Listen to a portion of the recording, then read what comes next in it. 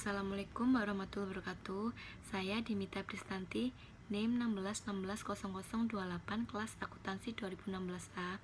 Di sini saya akan mempresentasikan tugas saya yang berjudul Sistem Akuntansi Inggris dan Sistem Akuntansi Amerika Serikat. Latar belakang, akuntansi memegang peranan penting dalam ekonomi dan sosial karena setiap pengambilan keputusan yang bersifat keuangan harus berdasarkan informasi akuntansi.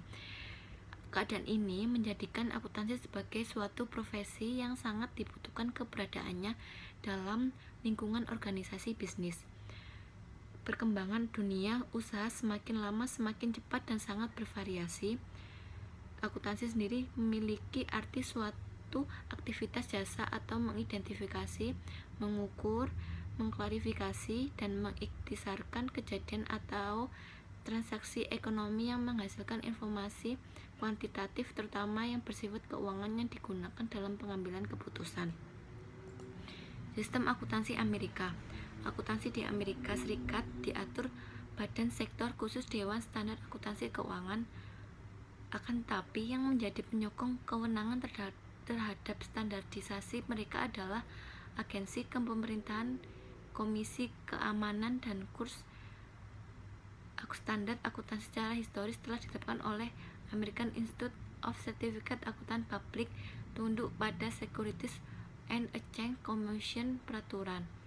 Pertama kali membuat komit prosedur akuntansi pada tahun 1939 dan diganti bahwa dengan prinsip akuntansi dewan pada tahun 1951.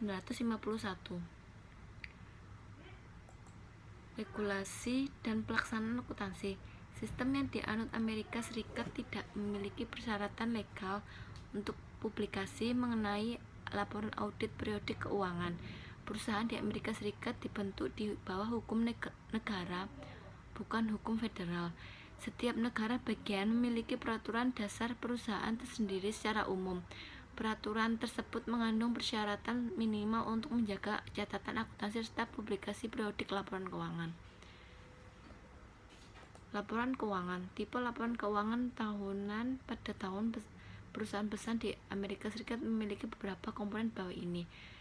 Pertama, laporan manajemen, laporan audit independen, laporan keuangan primer atau laporan laba rugi, neraca, laporan arus kas, laba rugi komprehensif, perubahan ekuitas pemegang saham, diskusi manajemen dan analisis hasil operasional dan kondisi keuangan, penjelasan mengenai kebijakan akuntansi dengan dampak yang paling kritis pada laporan keuangan, catatan atas laporan, perbandingan data keuangan selama 5 atau 10 tahun, dan data triwulan terpilih.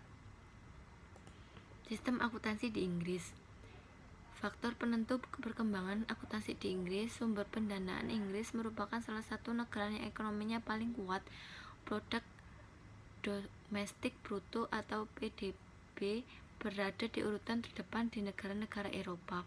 Proporsi pembuatan Inggris agak menurun dalam ekonomi nasional, sedangkan proporsi industri jasa dan energi semakin naik, khususnya industri bisnis, industri moneter, dan industri asuransi mencapai perkembangan pesat.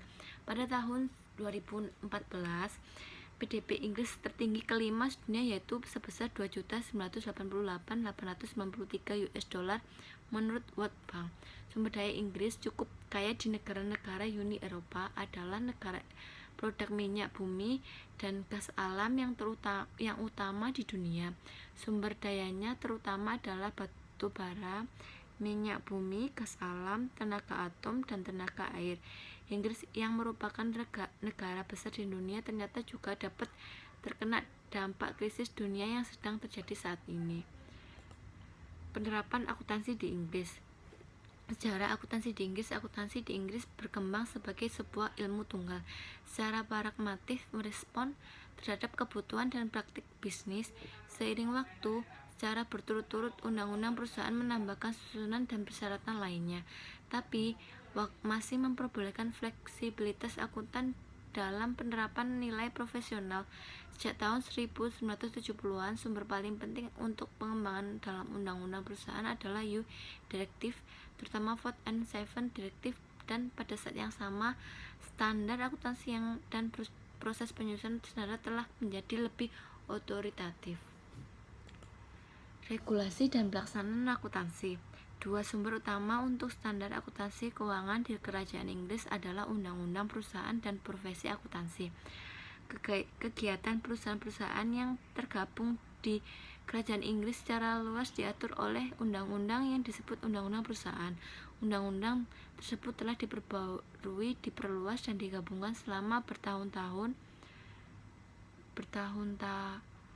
Sebagai contoh, pada tahun 1981 direktif diimplementasikan menambahkan aturan hukum dan yang menyangkut ketentuan format, prinsip akuntansi, dan akuntansi dasar. Laporan keuangan. Laporan keuangan biasanya mencakup laporan direktur, akun laba dan rugi neraca, laporan arus kas, laporan keseluruhan laba rugi, laporan kebijakan akuntansi, catatan yang direferensikan dalam laporan keuangan. Laporan auditor. Laporan direktur menyebutkan aktivitas pokok bisnis, tinjauan operasi, dan pengembangan yang akan terjadi, kejadian penting pasca penyusunan neraca, dividen yang dianjurkan, nama-nama direktur, pemegang sahamnya, dan kontribusi politik serta sumbangan amal. Perusahaan-perusahaan yang terdaftar harus menyertakan laporan mengenai penguasaan bersama dengan pengungkap mengenai gaji direktur, komit, audit, dan kendali internal, dan sebuah pernyataan bahwa perusahaan berjalan dengan baik. Laporan keuangan harus memberikan pandangan yang adil dan benar mengenai keadaan dan keuangan perusahaan. Yang terakhir, pengukuran akuntansi. Inggris memperbolehkan adanya metode akuisisi dan penggabungan akuntansi yang untuk kombinasi bisnis.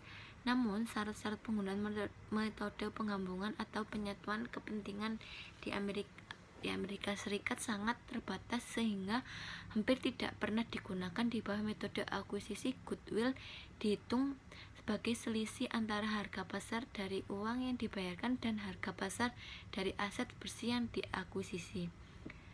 FRS 7 menyatakan bahwa harga pasar ditunjukkan untuk aset-aset dan kewajiban yang bisa diidentifikasi yang ada pada saat akuisisi, menggambarkan kondisi pada saat itu, kerugian operasi mendatang, dan biaya reorganisasi tidak dimasukkan dalam kalkulasi goodwill, tapi harus dinyatakan dalam penghasilan pasca akuisisi. Sekian presentasi dari saya. Apabila ada kurang lebihnya, saya mohon maaf. Wassalamualaikum warahmatullahi wabarakatuh.